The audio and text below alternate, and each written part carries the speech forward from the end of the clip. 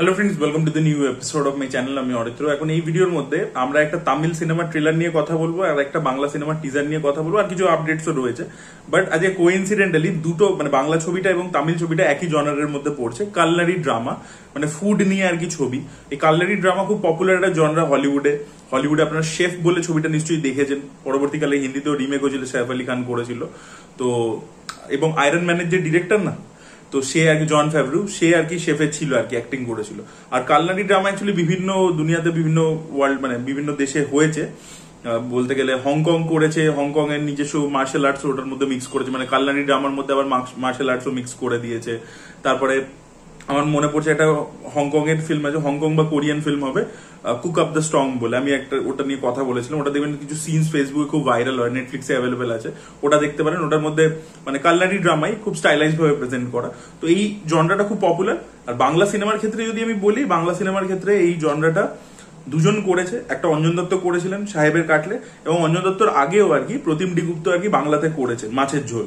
মাছের ঝোল ওয়াজ এ কালনারি ড্রামা এবং ইট ওয়াজ এ হিট ফিল্ম। খুব ভালো সিনেমা ছিল, আপনারা যদি না দেখে থাকেন অবশ্যই দেখুন। এখন তো মনে হয় ইউটিউবে অফিসিয়ালি আছে ছবিটা, তো সেখানে গিয়ে আপনারা দেখতে পারেন।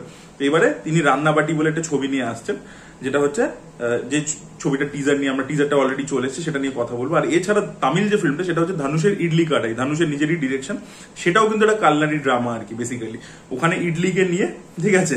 আর যাই হোক, তো আগে বাংলা ছবি টিজারটা নিয়ে কথা বলে নি। তো এই যে রান্নাবাটি বলে যে ছবিটা, মাছের ঝোলের এটা একদম পোলার অপোজিট করছে। মাছের ঝোলে ঋত্বিক চক্রবর্তী একটা এমন ক্যারেক্টার প্লে করেছিল যে একজন শেফ, যে খুব ভালো রান্না করতে পারে।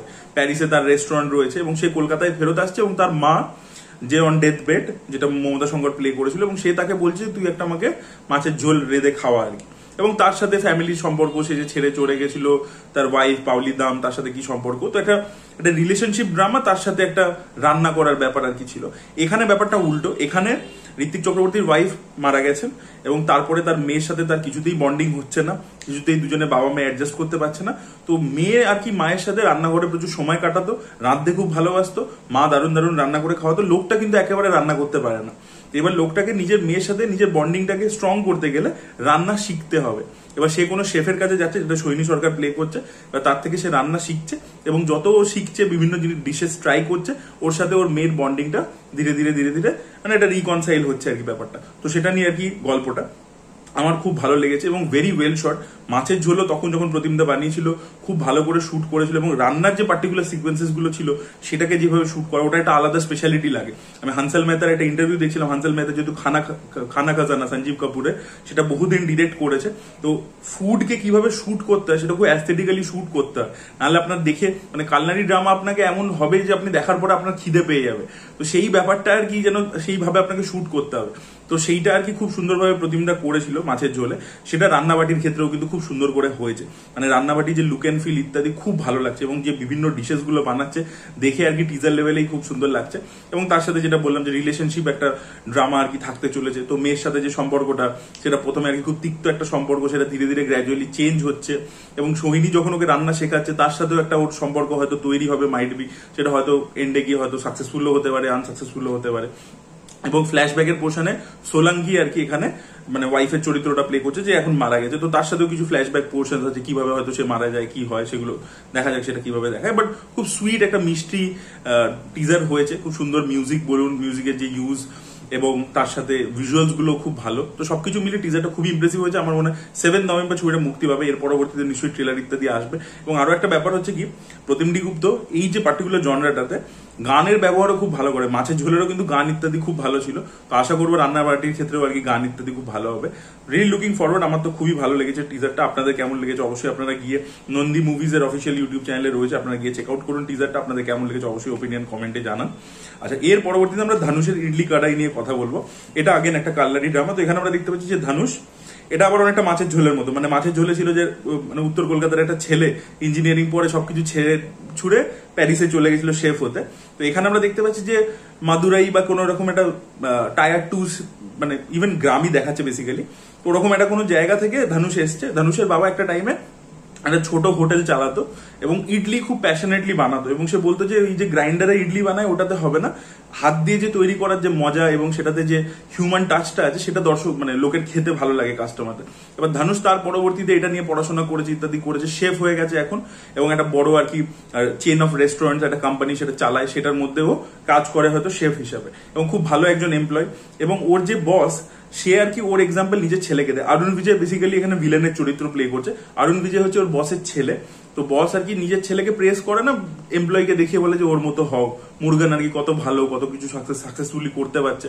তো সেখান থেকে আর কি অরুণ বিজয় এবং ধানুষের মধ্যে একটা টাসেল তৈরি হবে, এবং ধানুষ বহুদিন পরবর্তীতে নিজের গ্রামে আবার ফেরত আসছে, নিজের রুটসে ফেরত আসছে, এবং একটা এত বড় শেফ সে আবার নিজের ওই যে লোকাল একটা শপ ছিল ইডলির দোকান, সেটা আবার করে ওপেন করছে, সেটাকে চালাচ্ছে, সেটা কিভাবে পপুলার করছে সেগুলো নিয়ে হবে। এবং অরুণ বিজয় কোথাও ওই জেলাসি, আউট অফ জেলাসি ওকে এসে ওর বিজনেসটাকে স্টপ করবার চেষ্টা করবে।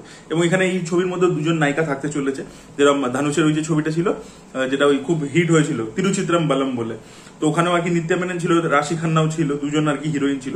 এখানেও আর কি যখন ও শহরের শেফ ছিল, তো তখন শালিনী পান্ডেকে দেখাচ্ছে যে একটা কর্পোরেট হয়তো ওই কোম্পানিতে চাকরি করে বড় একটা পজিশনে, সে হয়তো ধানুষকে লাইক করতো, বাট ও গ্রামে যখন ফেরত আসছে ও আর কি নিত্যা মেননকে ভালোবেসে ফেলছে ইত্যাদি করছে। এবং নিত্যা মেনন আর ধানুষের কেমিস্ট্রি আপনারা জানেন খুবই ভালো, মানে তিরুচিত্রম বালমে আমরা দেখেছিলাম দারুণ ওয়ার্ক করেছিল তাদের কেমিস্ট্রি, তো এখানেও আর কি আমরা তাদেরকে একসাথে দেখতে পাচ্ছি, খুব ভালো লাগছে তাদের মধ্যে বন্ডিং ইত্যাদি। শালিনী পান্ডেরটা অল্প বিস্তরই দেখিয়েছে, বেশি দেখায়নি, তো দেখা যাক আর কি ওই যে কন্ট্রাডিক্টরি ব্যাপারটা কিভাবে ক্রিয়েট করে, বাট ভিজুয়ালি খুব ভালো লাগছে। আর ধানুষ কিন্তু নিজেই ডিরেক্টর, ধানুষ কিন্তু প্রত্যেকবার দেখুন বিভিন্ন টাইপের ছবি করছে, নিজে যখন ডিরেক্ট করে, মানে আগের বছর করলো রায়ান একটা অন্য রকমের ছবি ছিল, আবার ইডলি কাটাই কিন্তু পুরো অন্য রকমের একটা ছবি, আবার তার আগে পাওয়ার পান্ডি করেছিল, ওটা আবার একটা অন্য রকমের ছবি ছিল, মাঝখানে আরেকটা নিক বলে ছবি করলো, ওটা ফ্লপ হয়েছে, ওই ছবিটা মানে ইয়াংস্টারদেরকে নিয়ে একটা লাভ স্টোরি করেছে। তো নিজে তখনই ডিরেক্ট করছে, বিভিন্ন জনরা কিন্তু ট্রাই করছে ধানুষ, তো দেখা যাক। এটা তো ট্রেলারটা খুবই ইমপ্রেসিভ লাগছে, খুব ওই যে আগেন বললাম যে ইমোশনস গুলো খুব সুন্দর ওয়ার্ক করছে, এবং very well shot, aesthetically shot. এখানে যে খালি ইডলিটার উপরই ফোকাস আছে, সেটাকে যেভাবে রান্না করছে, তৈরি করছে, গরম গরম ইডলি তৈরি করছে, সেটা দেখতে খুব ভালো লাগছে। আর বাকি দেখুন, এবার তামিল সিনেমা মানে ওদের নিজস্ব একটা ফ্লেভার আছে, তো ওরা যখন কালনারি ড্রামা বানাচ্ছে, একটু আগে যে আপনাদেরকে বলছিলাম যে হংকং যখন বানায় তখন সেটার মধ্যে মার্শাল আর্টস মিক্স করে, তো তামিল সিনেমা মানে একটা মশালা ইনহেরেন্টলি আসবে, তো সেখানে আর কি আমরা ধানুষকে অ্যাকশন ইত্যাদিও করতে দেখতেছি, ট্রেলারের শেষের দিকে একটু অ্যাকশন ইত্যাদি থাকবে, অরুণ বিজয় যে আসছে ওকে থ্রেট দিচ্ছে, তার লোকেদের সাথে মারামারি টারামারি হবে, তো এই ধরনের জিনিসপত্রও আর কি রাখা হয়েছে, যেহেতু তামিল সিনেমা তো কমার্শিয়াল একটা প্যাকেজিং থাকবে, তো সেটাও আর কি প্রমিস করছে। তো আমার ট্রেলারটাও খুব ভালো লেগেছে, আপনাদের কেমন লেগেছে অবশ্যই কমেন্টে লিখে জানাবেন। এবার আমরা আপডেটগুলো নিয়ে যদি মুভ করি, তো প্রশান্ত বর্মার একটা সিনেমা অ্যানাউন্স হয়েছিল আধিরা বলে, তো সেই ছবিটাতে এস.জে. সূর্যা আর কি ভিলেন হিসেবে থাকতে চলেছেন, তিনি যুক্ত হয়েছেন, সেটা অফিসিয়াল অ্যানাউন্সমেন্ট চলে এসেছে। ভিডিওর এর পরবর্তী আপডেটটা হচ্ছে পা রঞ্জিতকে কেন্দ্র করে, তো পা রঞ্জিত রিসেন্টলি একটা ইন্টারভিউতে বলেছে যে তার সারপাট্টা পারাম্বারে 2 এর যে স্ক্রিপ্ট সেটা পুরোপুরি রেডি হয়ে গেছে, এবং খুব ভালো আর কি জিনিসটা দাঁড়িয়েছে, খুব শীঘ্রই তারা শুটিং এ যাবে, এটা তিনি কনফার্ম করেছেন। ভিডিওর লাস্ট আপডেটটা হচ্ছে জলি এলএলবি 3 এর বক্স অফিস কালেকশন নিয়ে। তো ডে 1 এর ক্ষেত্রে আপনাদেরকে আপডেট দিয়েছিলাম যে 12.5 কোটি টাকা কালেকশন করেছে, ডে 2 এর ক্ষেত্রে কিন্তু ভালো একটা গ্রোথ দেখিয়েছে ছবিটা, 20 crores এর কালেকশন কিন্তু ডে 2 তে করেছে, দুদিন মিলিয়ে 32.5 কোটি টাকা কালেকশন হয়েছে জলি এলএলবি 3 এর ক্ষেত্রে। ফ্র্যাঞ্চাইজ ছবি, তাই জন্য ডেফিনেটলি অ্যাডভান্টেজ পাচ্ছে। থার্ড ডে তে কিন্তু আরো পজিটিভ একটা গ্রোথ দেখা দেবে, এবং ছবিটা গিয়ে কোথাও গিয়ে 50 কোটির গন্ডি তো আরামসেই পেরিয়ে যাবে, যদি শনিবার 20 কোটি হয়, রবিবার তার থেকে ডেফিনেটলি বেশি হবে, এবং 50 কোটির গন্ডি 3 দিনে পেরিয়ে যাবে। তো অক্ষয় কুমারের প্রপার একটা কামব্যাক কিন্তু জলি এলএলবি 3 এর মাধ্যমে অ্যাকচুয়ালি হলো, এটা বলা যেতে পারে। তো দেখা যাক ছবিটা ওভারঅল কালেকশনে গিয়ে কোথায় দাঁড়ায়, সেটাই দেখার মতো বিষয় হবে। আপনাদের কি ওপিনিয়ন অবশ্যই কমেন্ট লিখে জানাতে পারেন। এই ভিডিওটা ভালো লেগে থাকলে লাইক করুন, শেয়ার করুন, চ্যানেলটিকে সাবস্ক্রাইব করতে ভুলবেন না। Bye bye.